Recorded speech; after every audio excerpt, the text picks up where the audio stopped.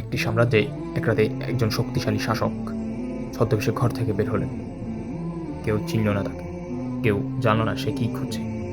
তখন রাত গভীর, বাজারের দোকানগুলো বন্ধ, মানুষ ঘুমিয়ে গেছে, কিন্তু তিনি রাস্তায় ঘুরে বেড়াচ্ছেন, কারণ তিনি দেখতে চান তার মানুষগুলো কেমন আছে, কে ক্ষুধার্ত আর কেই বা কষ্টে। হঠাৎ তিনি দেখলেন একটা ঘরের সামনে একটা শিশু কান্না করছে। ঘরের ভেতর থেকে শোনা যায়, চুপ করো, আর একটু ধৈর্য ধরো, শিশুর কান্না আরো বাড়তে লাগলো। তখন সেই শাসকটি দরজায় নক করলেন। এক মহিলা বের হলেন। তিনি বললেন, বাচ্চা ক্ষুধার্ত, তাই দুধ ফোটাচ্ছে, কিন্তু পাত্রে তো কোনো দুধ নেই, কেবল পানি ফুটছে। মহিলা বললেন, বাচ্চাকে পানি খাইয়ে ঘুম পাড়ানোর চেষ্টা করছে, কারণ আজ ঘরে খাবার নেই। তখন সেই রাজা চোখ বন্ধ করলেন, কোনো পরিচয় দিলেন না, শুধু জিজ্ঞেস করলেন, তোমাদের শাসকের কাছে সাহায্য চাওনি? মহিলা কাঁদতে কাঁদতে বললেন, তিনি তো জানেন না আমরা কেমন আছি, যদি জানতেন তবে কেউ না খেয়ে থাকতো। এ কথা শুনে সেই শাসক ফিরে গেলেন, চালের বস্তা নিজে কাঁধে তুলে নিলেন। একজন বলল, আমি বহন করে দিই।